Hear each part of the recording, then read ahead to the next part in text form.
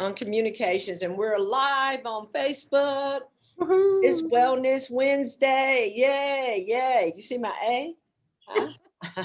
Alabama whooped up on Ohio State. But anyway, that might cause some communication issues this morning, so I won't say anything about it. And Cover that A up. cover it up, cover it up. Okay. So is that your grade? That's your grade. Yeah, there you go. That's my A. Ha, I got an A. Listen, hello, hello, hello. Thank you for joining us on Facebook Live. We're so excited to present Wellness Wednesday, and I will not be confrontational today. We're talking about communications. This A might cause an issue, but it doesn't stand for Roll Tide or Alabama or any of that stuff. I just wanted to put that in there. But it's A. Rich gave me a grade of A, so I'm going to accept it as that, and I hope that you'll interpret it for that as well. Well, listen, we're back today to continue discussion for this month, the entire month. We're talking about communication, and so this is part 2. And we have with us our platform presenters that I'm just falling more and more in love with every Wednesday, because I love what these folks do and I love what they bring to the table for Georgia Christian Business Network.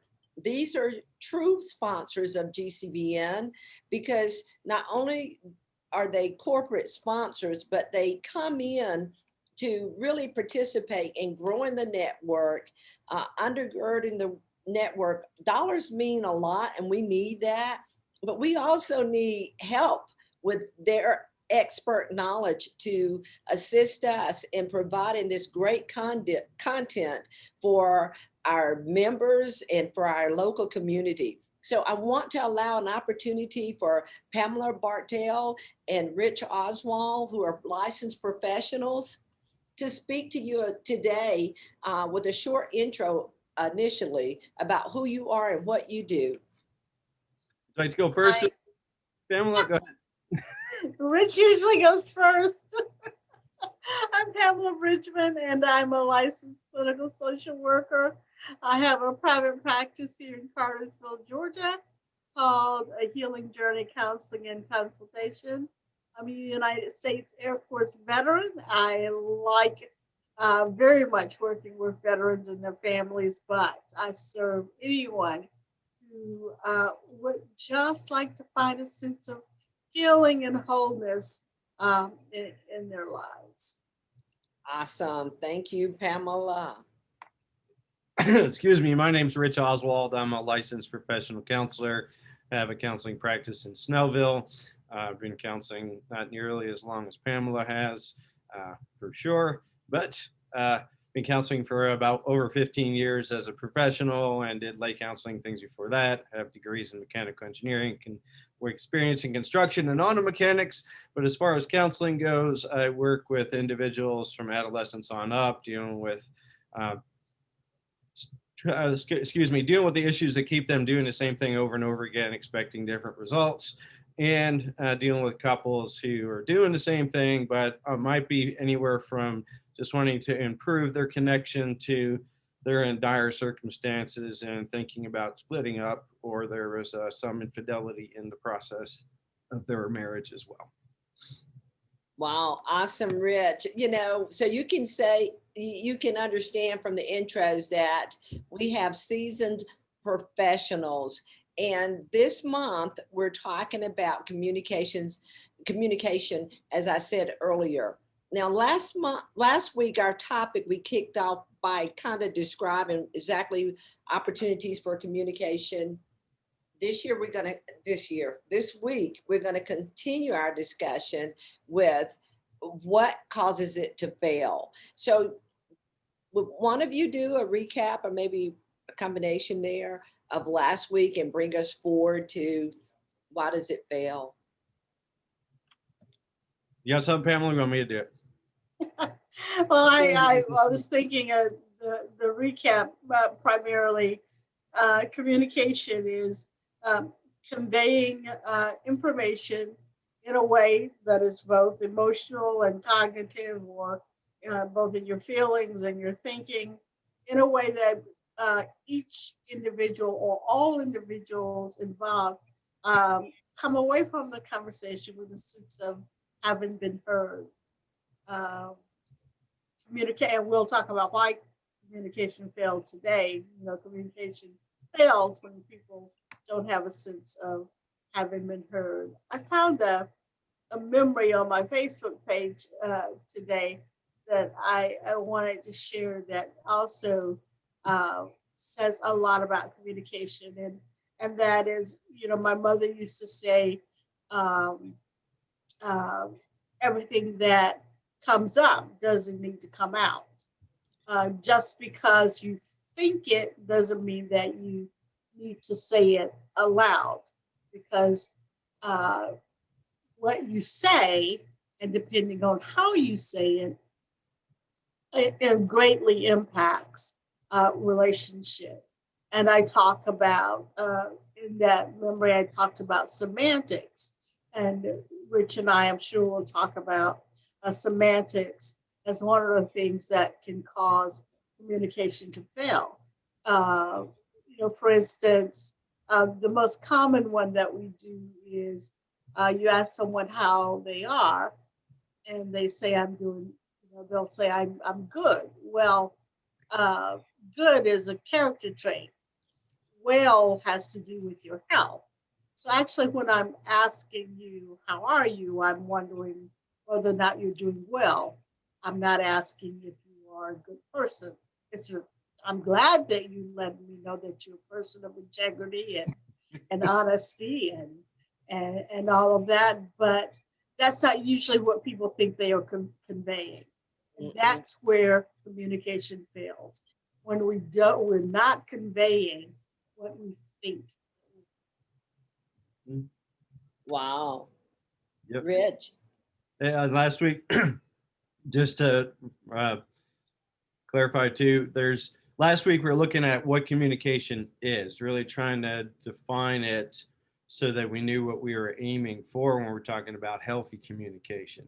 Because sometimes communication gets confused with other things that aren't really trying to accomplish what a communication is accomplishing. So like Pamela said, it's communicating emotions and thinking so that you feel heard, and feeling heard means that there's a mutual understanding of what's being communicated. So if I'm heard, that means you get at least what I am trying to communicate. You don't have to agree, right? But you do have to at least embrace that this is what I am trying to communicate to you. So that was the kind of foundational idea for communication. We typically want to go to where does it fail and how to fix it. But like as an engineer, if I don't know what the problem is, I might be chasing a solution that's really not even part of, never going to get me what I need in the first place. Well, I'm so glad we're here today, because numerous times last week I tried to force us into what makes it fail, what makes it fail. So today we get to talk about that. So where do we start here? You know, I'm just looking forward to hearing. And I'm sure our participants on Facebook Live are want to know what makes it fail. What are some red flags? That and the overarching thing that makes communication fail is that individuals do not have a sense of having been heard. Have a sense of what? Repeat that. Haven't been heard. They don't feel as though you understood them. Right. They don't feel as though you heard them. That you take what they say and you filter it through your perspective and your perspective alone, and don't take into consideration what it is that they are thinking and feeling. So And it's feeling as though you're discounted or dismissed. Very good, very good. And if I don't feel as if I'm being heard, then I could easily interpret that as an opportunity, as you really don't care about me. Is that true? Is that sometimes the issue as well? And so that in turn makes me feel insignificant to this relationship, you know, because, you know, it gets all twisted and it starts to be, it's really all about you, because what you said, Pamela, I'm leaning to the interpretation that, you know, you haven't heard me and you're still on what you're on. And because I haven't been heard, you know, I'm not a significant ingredient, or how do you say that? I feel dismissed. Right. Mm-hmm. Mhm. Wow. Dismissed. Yep. And that is exactly right. I have a sort of just a different way of saying it. It's communicating the same thing, but to be heard means where I think it goes wrong right away is we're all coming in to trying to communicate what we want to the other person rather than trying to understand. So, like I say, if we're both talking, nobody's listening. So it's really impossible to communicate and get to a mutual understanding. Because if you're talking to me and I'm thinking about what I want to say to tell you about, I am just looking for an opportunity for you to pause so I can talk. Wow. Wow.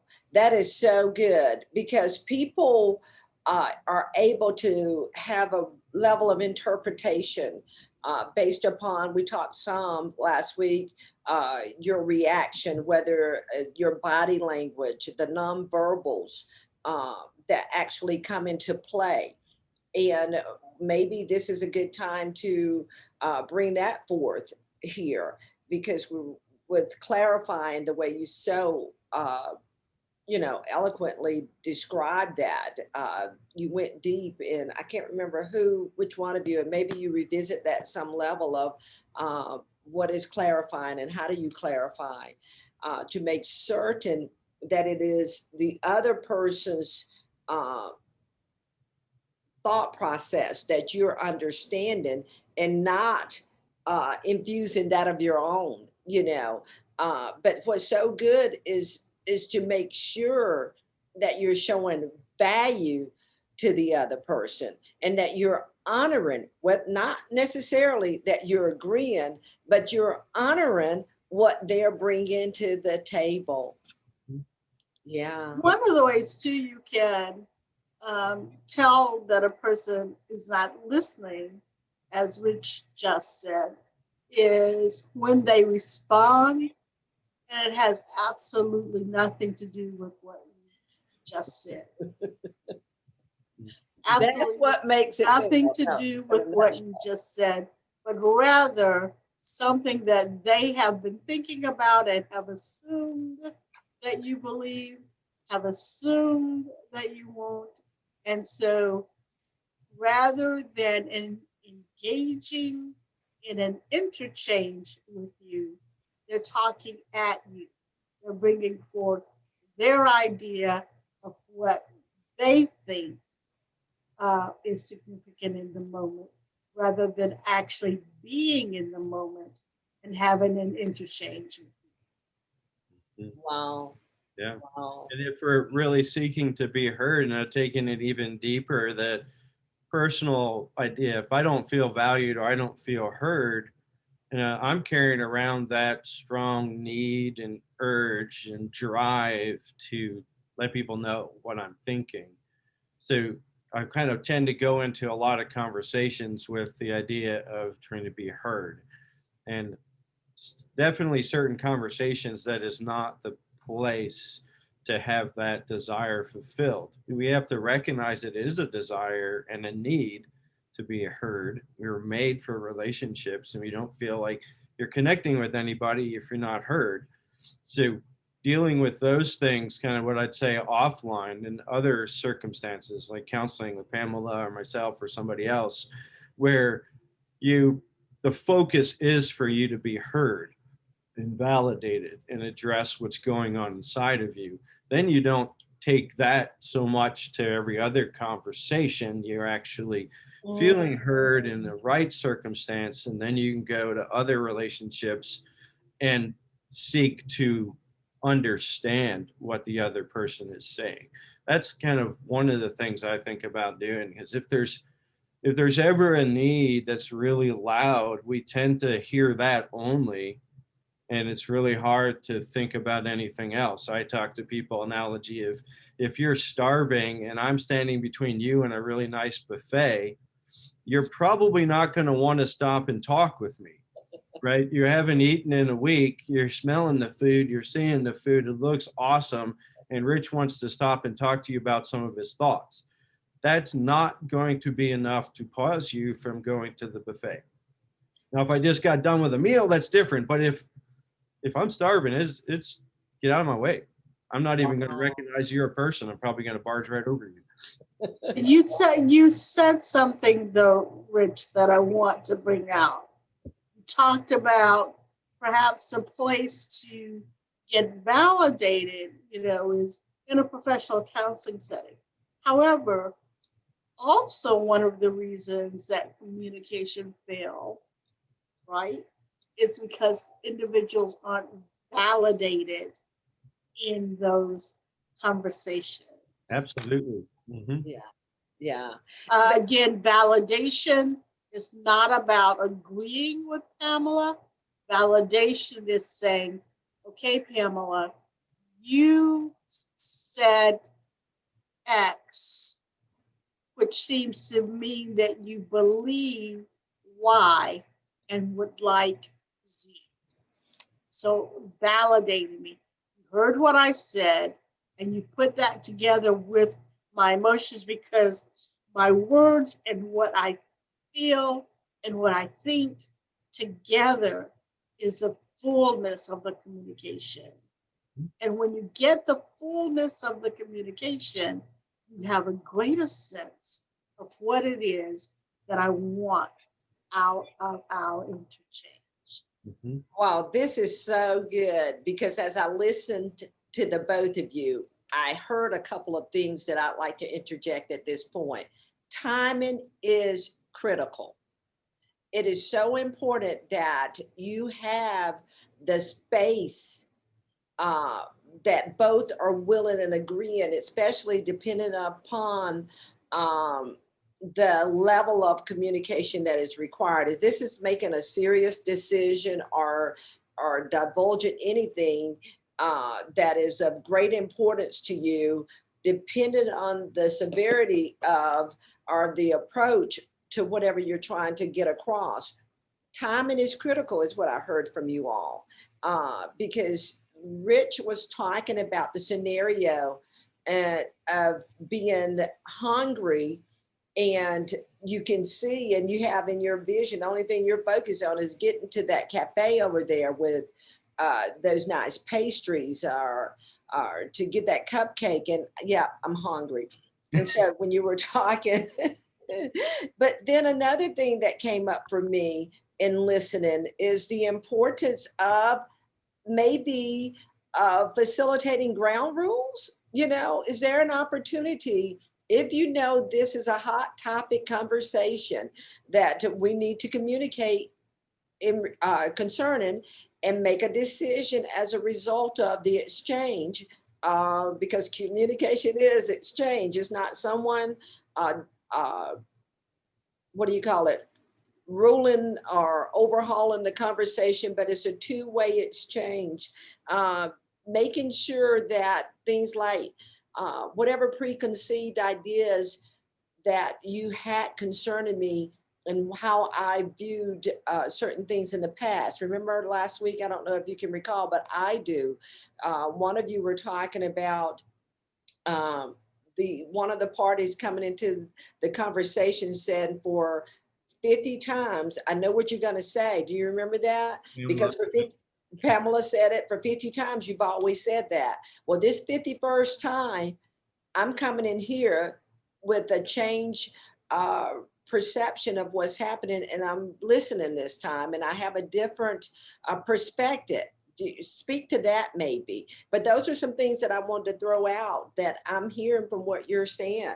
And maybe you revisit that scenario from last week. But that's very, very good, Rich, about that timing of when you approach someone and depending upon this topic. You want to elaborate, Pamela, on that 50 versus 51st time go around? Mainly what I was pointing out, and it usually happens a lot with couples, but it happens in with supervisors and supervisees as well, and it can happen in any kind of relationship.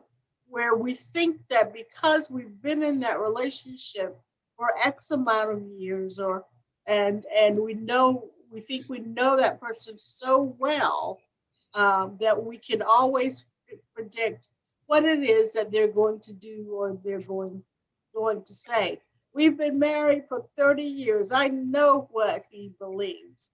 I know what he's going to say because this is what he always says. Well, if I have somehow had an epiphany, even though for the 30 years that we've been married, I've been doing a certain thing a certain way. Once I've had my epiphany, I do it a different way. Mhm. Right. And so we go into each conversation not thinking, if we want it to be effective, that is.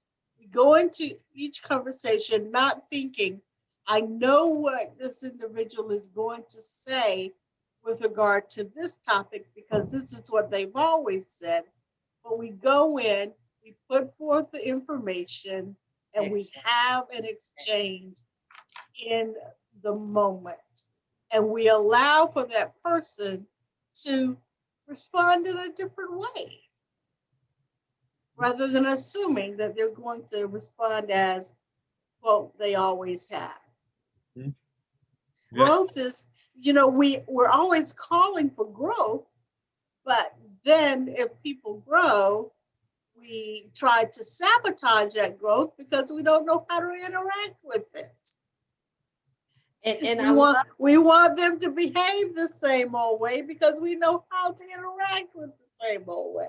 okay, so I want to, and I'm going to push this point a lot. I love what you've just said. And so I'm hearing triggers are always, never, you always, you never, are to be avoided, but also address the issue, and maybe Rich, you can chime in too, about ground rules. This is about preconceived ideas about based on history. And so that's why I'm asking, and push back if you want to, but is there an opportunity to establish ground rules and say, this is a conversation that is important to me. And I want you to hear based upon right now, not what you and I've talked about, even in a previous conversation, should that exist, concerning this particular subject matter. But, maybe it's another term, but I'm thinking ground rules. And you're a week ahead of us typically, Beth, right? That's what Gosh, you do as to fix it. always. Why? Why? Okay. And Because you next wanna week's solve it. topic is a framework to improve. Yep, everybody wants the framework to improve. That's what, Okay. but we Okay. don't give that out. It's what makes you want to come back next week. Okay. All right. So I'm perhaps to reframe it to meet to today's criteria. Today's criteria is the main thing that makes it fail. So to reframe it, perhaps we can say one of the reasons that communication fails is because there is not an understanding of Okay. what it is that will take place in the current conversation. Okay, gotcha. Yep. Yeah, there you go. Love it. Cognitive behavioral therapy. And what's that? Is that it? Reframing your Let's reframe it. stance, right? Automatic negative thoughts. Yes. Yeah. Okay. I haven't been a therapist for over 40 years for no reason. Yeah. And so failure is Good in the last year, right? 39 years of practice and one's just been great, right? Like the Right. one. Just I'm tease. sorry, Beth. Sorry, Beth. That's Sorry. okay. Listen, counselors, whatever. That future, getting ahead, like me, getting ahead of where we are right now without establishing where we are right now. Getting ahead and trying to get to a resolution prior to actually opening it up so that everyone's been heard is critical. And that is the definite an opportunity set up for failure. Agree? Right. In other words, not staying in the moment. Right, There's nothing that you Very can good. do about what has already happened. right, In right. other words, you can't change it. You can acknowledge that it has happened and how it may be impacting your you currently, but you can't change it. No, Right? no. And so it's important that you not bring old conflicts into a new discourse. Excellent, excellent, excellent. And you can plan for the future, but borrowing from the future with the what ifs only brings in anxiety and brings factors into the current conversation that you really can't plan for. Because again, what if? You can't plan for what ifs. So it's so important that you stay in the current conversation.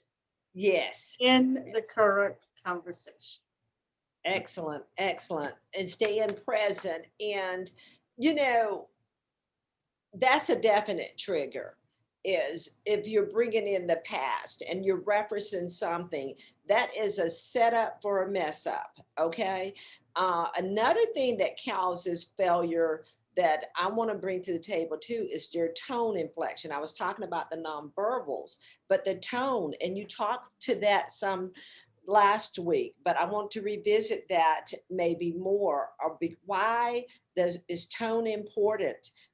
If you think you're winning because you're louder, or or you're talking faster, or even the issue with being too quiet about your response is not effective as well. And then the silence of you're thinking you don't really respond because you're not saying anything, but you're saying a lot by not saying anything, you know. Yeah, we call that stonewalling. So effective communication has the three components of tone, volume, and cadence. Uh-huh. With your tone having should always be respectful. Your volume, I like to use the phrase your inside voice. You know, parents can usually understand that, but not too loud and not too soft. The most important thing is um, people will elevate their volume thinking that they're being heard, you know, to try to be heard. But actually, what happens when you elevate your volume is it feels to the other person like anger.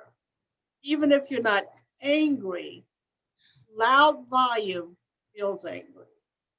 And Excellent. then the cadence, making sure that you're not speaking too rapidly or speaking too slowly. When you speak rapidly, uh, people have a difficult time understanding you.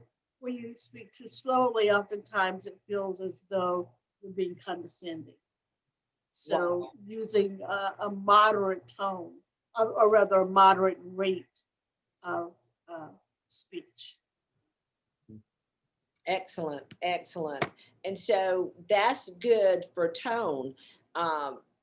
Maybe you can recap a little bit about the opportunity is when I'm speaking and I feel or interpret it, even though they're appearing to hear me, but and you perceive that they're not listening. What is a good opportunity for me in a situation like that? And you said something earlier, and I just kind of wanted to bring that back out about if they answer or respond with something totally off center from what I'm really even talking about. So, what's the great opportunity for me then? Wait till next week because you're always ahead I of did us it by a again, week. didn't I? I felt like it at the end there. Okay, that I was doing it again. You Go saw my face, Rich. I was about to I was about to Okay. say it. I don't know why I'm always a week ahead of us, but go Yeah, ahead. that's okay. Crimes Good is for the point. following week. Why does it fail? Why does it fail? Stay right here. Yeah, and I want to point out, remember, in communication, we can play both roles. We can be the speaker and we can be the listener. And either of those roles can do things that sabotage the conversation. I mean, Pamela was talking about tone, cadence, and volume, and that's on the speaker side of things. If I'm too loud, if I'm too fast, if the tone might be condescending, then I can change what I'm doing to better facilitate the communication. And if I'm the listener, right, some of the things, if I'm sitting there with my arms crossed, giving you the idea that I'm just waiting for you to stop talking because you're really just kind of annoying me right now, or I don't have Mhm. time for this. I'm not valuing you, so I'm going to sabotage the communication. I'm not going to be looking at you. I'm going to be, acting as if I'm going to ready to leave the room. Right. A lot of these nonverbals, and then if I don't respond or I'm interfering or interrupting you, I'm going to sabotage the conversation as well and roadblock that idea. We're trying to get a mutual understanding of what's going on. I can assume as a listener what you're trying to say. All right, got it, got it, got it, got it. Yep, yep. Stop talking, stop talking. Right. Or I know what you're going to say, like Pamela was making a comment of before. We assume that, well, I've heard this 50 times, the 51st time is going to be the same thing. So you don't even have to say it. I'm done listening to you. I can fill in the end of the sentence and stop. Right. So both roles, we need to recognize both. We bounce back and forth, which is totally fine. But keep in mind that two people are involved in the conversation and two people are trying to accomplish that goal of communicating so we mutually understands. Either one of us can do things to sabotage. Mhm. Right. And next week we can talk about, each of us has things that we can do to improve the conversation. Excellent. Sometimes, right, we know that the conversation isn't going to go where you want it to go because either role you're not playing, that person may not be doing the idea of communication. We're trying to get a mutual understanding, right? I just want you to do what I want you to do. So that's not going to go anywhere. Beth, you were hinting at ground rules. If somebody's not following the rules, right, that help good communication, well, that's going to fail. The conversation's going to fail. It's Mhm. not going to be able to mutually communicate it because I'm on the defensive, the other person's on the defensive, whatever it may be. So that's a false agreement, so to speak. Yeah. Awesome. Awesome. That's very good. I'm looking forward to discussing that. But when people shut down, how do you, because that's a definite opportunity for failure. How do you go back in? How do you, I don't know, Wait till next week. I don't want to go to next week, but you shut down on me and it's failed. And so anything beyond that, um, that's going to cause it to fail. If you shut down, if you're not actively participating in the discussion and you're sitting there and you shut down or you leave the room or anything that causes shutdown is going to cause communication in that regard to fail. Right. Yeah. Right. So the so long, but I've noticed something. We've been talking about communication when there's conflict. I mean, communication happens outside of conflict. Well, what we've been talking about is conflict. So communication fails when there's conflict. One, if you bring an old conflict into a new conflict, it fails because there's no way that you can address both of them. It just escalates them both. Okay. So bringing an old conflict into a new conflict, continuing to try to have a conversation when the conflict hasn't been resolved Mhm. after, say, about 15 to 20 minutes. I typically say to, and again, this is a next week statement, but I typically say to people, Welcome.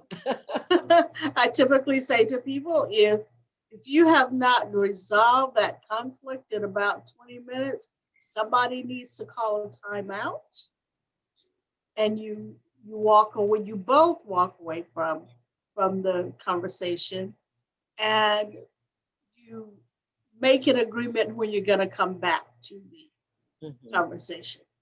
Come back at the time that you agreed. If you don't come back at the time that you agreed, you just violated basically an unspoken contract. You violated trust. So you come back at the time you agree and you start again. When you are away, rather than thinking about what it is I'm going to say to make sure this person understands me, you consider, okay, what is it that I said that I could have said differently? Excellent. And how can I move this conversation forward rather than how I'm going to do a gotcha with the other person. Okay, so one thing that you said, Pamela, that I want to highlight, and that is really high on my agenda, is trust in communication. Is definitely, if there's a lack of it, will cause the communication to fail. If I don't trust that, lot of different things, you probably could think of more, that you're being truthful for me, that you're being transparent, that you, again, that you're trustworthy. For some reason, you've breached trust for some whatever reason, or um, these are things that I believe cause communication to fail, and trust is high on my list. If I don't feel as you have my best interest at heart, or you even think that my point is valid, you know, my topic, my discussion, if you've already minimized the importance of what I'm bringing to you, is going to cause communication to fail, you know. How'd I do? I didn't go to next week, right? No, you didn't. You Yeah, didn't. you and I both did somewhat. Oh, I did quite a bit. you went farther than I was So, careful. so I will repeat it next week. Okay, for sure. But that trust is critical, isn't it? Mm-hmm. Yeah, Absolutely. Yeah. yeah, Absolutely. yeah. Yeah. Any relationship um, is built on trust and commitment. Right. Got to be committed to the relationship, and there's got to be trust in the relationship. Let's take it to the business world. If you're That's what I was saying. Yeah, right, trust. I was about to say trust and commitment. right, Yeah. right. Say I'm a manager, and it's important that we have to coach, give, and receive feedback. Maybe I'm having a difficult conversation, and I want to point out some opportunities for this particular employee to be aware of their performance and is not satisfactory, so to speak. It, I don't believe that you've indicated or shown me prior to this conversation that you're someone that has my best interests at heart. Am I going to be as receptive to hear what you're saying to me? Because I've got some things that are going on up here. Uh, that could be a cause for failure, right?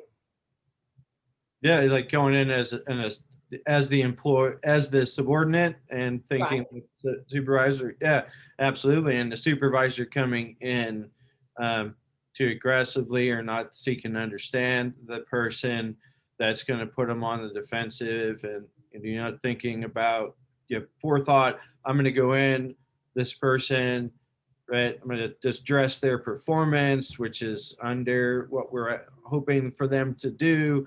Well, the boss going into or having the employee come into your office is already putting that person maybe Under stress. right uncomfortable. So considering that too, if you don't understand the context of what the conversation is going to happen in, you might totally miss communicate and set the other person up to make it very difficult for them to hear you. Right. Right, right. And however, given an opportunity to say, um, this is what I perceive, keeping an open idea about what may be the response of the employee, the employer's position, what make it more a greater opportunity for it not to fail, which is next week. We'll talk more about that. But I just know that would be definitely an opportunity for a failure to occur if, I've got, again, have this preconceived idea of how you feel about me from times past. Yeah. What else is there? What else are we doing? I was thinking that vocabulary is one too in the business world. I'm thinking of being an employee, and Uh-huh. maybe I'm not super familiar with some of the terminology, like military people. Recently had one come in, and the acronyms are flying all over the place, and I have no idea what they're talking about. And if I just assume that I'm going to figure it out, or I'm too embarrassed or uncomfortable to ask for clarification, there's pretty much guaranteed we're going to have misunderstanding of what's going on. Or in the teacher student area, sometimes teachers are so educated, their natural vocabulary, like us as counselors as well, we have our own sort of lingo. And if I speak in such a way with terminology that you don't understand, Exactly. then I need to come in and remember that's going to, possibly happen, and speak on the level of the people. Like a speaker has to know their audience. And if I'm coming in not knowing my audience, then I'm probably going to miscommunicate something.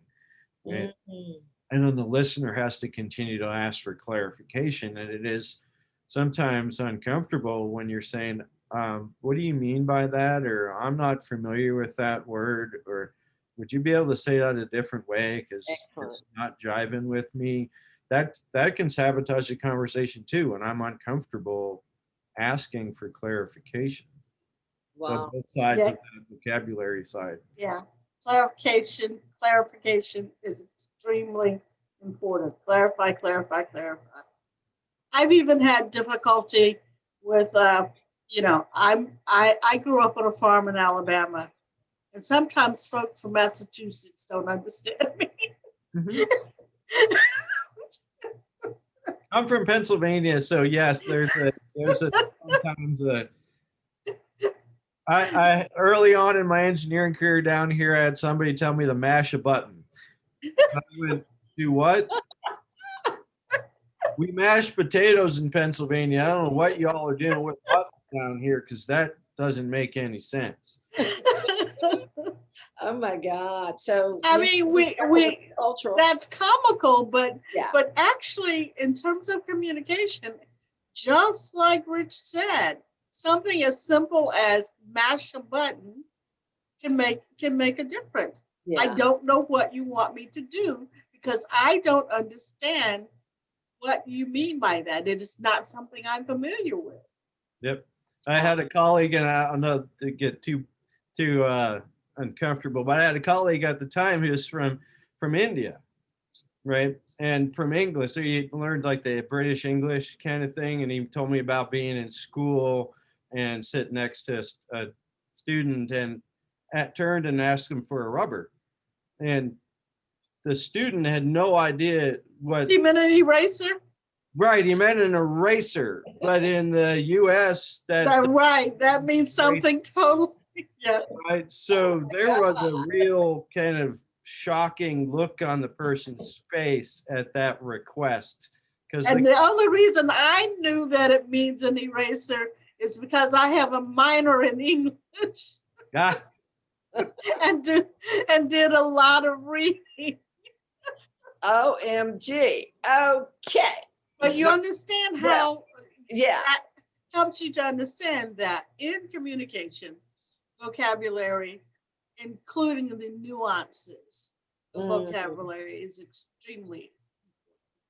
Whoa. Okay. This has been a great discussion on what causes it to fail, talking about communication today.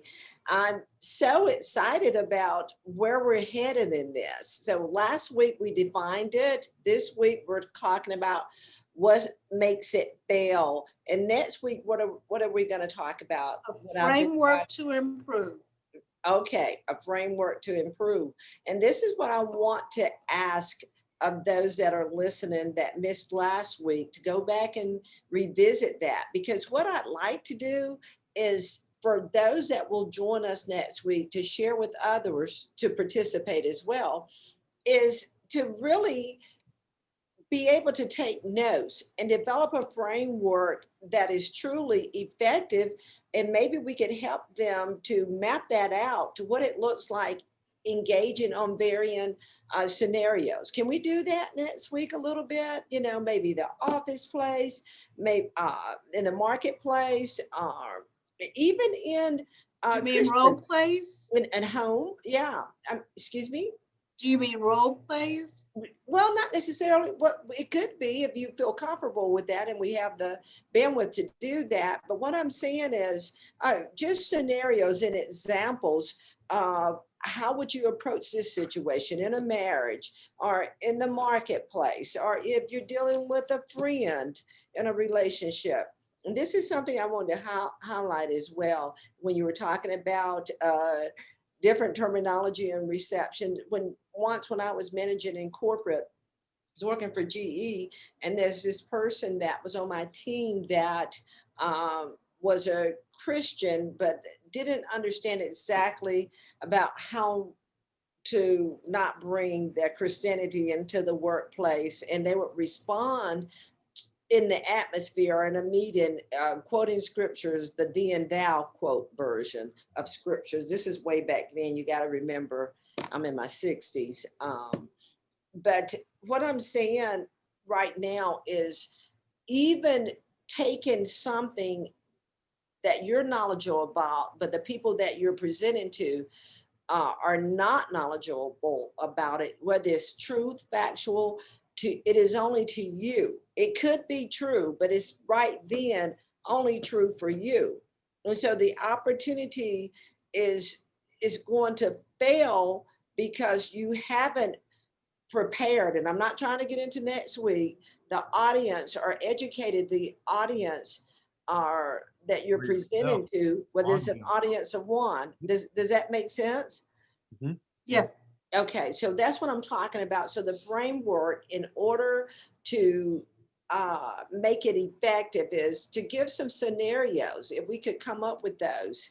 You I want the think that- listeners to possibly bring some of their own experiences, Yes, looking yes. for solutions to that. Yeah, that'd be cool if we And could. That then would be nice. we be prepared, so maybe we can facilitate the opportunity for communicating that in our Facebook group. If you have any communication challenges, and y'all help me get it out there, even on your personal pages and social media sites, that would be great. I think, because I really think this is a powerful discussion. And I understand what you said, Pamela, that we continue to talk about it from the side of conflict, because most often, if you're given communication and you're communicating with someone about something exciting, rarely do you have the opportunity for it not to be effective. If you're just bringing me kudos about what's happening, in your pleas and conversations that are delivering pleasurable or exciting, rarely do they can at sometimes, but but rarely do you have the opportunity to Miscommunicate. yeah, that's what I would think. Okay. Yep. Any final Sounds good. opportunities that you would like to interject here prior Yeah, to closing out? You mentioned one, Beth, that I see a good bit in marriages, but I'm sure it's in the workplace as well, also. And it comes out in conflict, but it comes out in more me trying to express what I'm saying, and it's what I call speaking statistics to try to communicate emotions. And the classics I say are "you That's always, good. you never," right? Because if you look at, and I have looked at the way people respond, and my own response, if somebody says you always do this or you never do this, most of us are then thinking in our mind at least one time where that's not true. So now we're arguing statistics because the person saying always or never is saying 100% or 0%. and I'm coming in with at least one that's going to offset that to be 99.6 or 2.3 or whatever, and we're going to go back and forth. Well, that's not true. I did this and that. No, you didn't. And we're going down a road that is And not addressing the topic at hand. exactly, but that sabotages the conversation Yes. quickly. Yes. Excellent. As you were speaking, something that came up earlier, I mean, like at the very onset, and I totally forgot, but it came right back to me. So I jotted it down so I didn't forget it in the next 30 seconds. But what is a great opportunity for a fail is not accepting my response. If you say, you need to do so-and-so, and oh, I forgot, but you did it yesterday. Well, I forgot yesterday too, but going forward, I said, I will work on that. I'll work on it. And where it fails is not that, because I accepted that you said I needed to do such and such, but you're reminding me that I did it yesterday. What was that? Did it offer for a positive reception right then? Can we start with first hearing what I'm saying right now? Because what I'm interpreting is you're not accepting my response as truthful. You made it sound as if I'm just going to continuously continue this and I'm doing it intentionally. Does that make sense to you? Well, see if I understand right. I'm pointing out a behavior to try to communicate how I'm feeling about your behavior. Like if you told me the same reason yesterday why you didn't do it, and today you're saying the same thing, and Right. you're talking about. So I'm coming in initially discussing why your performance isn't measuring up, Right. and your reason is another conversation, but it's getting blended in, right? There's that diverting the conversation rather than coming in, oh, you did this yesterday, did that yesterday. Yes. Today, So, more so of it's the same. I'm not trusting you is Right. that the issue about it, not whether your reason makes sense or not. It's that, hey, listen, Beth, we've had this recurring behavior, and it's leaving me in a distrusting perspective of whether you're going to fulfill your responsibilities or not. Right. Right? Right. And that's a problem at this area, and that's Okay. pointing out, hey, it's not your reason I don't understand. It's I'm not understanding your behavior relative to. I'm not accepting your behavior. Yeah. And I think we need to move this conversation into next week, because part of what we will need to talk about on how to improve is what happens when trust has been broken. Yes. Um, Good And point. lying, when trust has actually been broken. and that's what Beth is pointing out. The lying is going to break trust, right? Or giving excuses, they're going to break trust, which was what she is pointing out. What makes something fail is Breaking during of the trust. the conversation, I'm on the defensive. I'm making up reasons that really don't have any substance to them. So those Right. are all going to do it. And that's difficult when somebody's coming and confronting us with something we've done that's underperformed or failed or went totally wrong direction or we forgot. That's uncomfortable. And it is hard, right? When we're not Yeah. very equipped or able or whatever you want to describe it as to receive criticism or correction, or at least noting our behavior, then that's going to sabotage the communication as well, right? Right. And if you're not committed to working together for a resolution, is going to be an opportunity, a great opportunity for communication to fail. Commitment is required. Wow, this is good. Yeah, Great discussion. Awesome. Oh, thank you, Bianca, for joining us on Zoom. And for those, I see Kima, Bill Dodd, a couple of people out there on Facebook. I didn't see some of the names there, but thank you guys for joining us today. This will conclude part 2 of our January series on communication for Georgia Christian Business Network Wellness Wednesday. Please share with others. If you're listening to the replay, leave us a comment, give us some feedback. Looking for a great opportunity to talk about building a framework for effective communication next week. I don't know if I got the title exactly correct. However, look forward to seeing some opportunities in our Georgia Christian Business Network Facebook page to prepare you for that. Going forward, January 23rd, we're so excited. GCBN is turning 10. So we're excited and we want you to come out and celebrate with us. We have the outstanding Dr. Randy Ross. Spoke with him this morning just to touch base. And we just received 50 copies of this book yesterday, and we've got one with your name on it. So we want to invite you to please join us at 8:00 a.m. Go to our website, www.gcbnetwork.com, to register for this event. And please share with others. Every registrant will receive a copy of the book and Chick-fil-A breakfast catered by Mark Treadwell at the Chick-fil-A here in Pike Street. And we're also respecting social distancing. Something arrived today that we're going to give to all of the participants.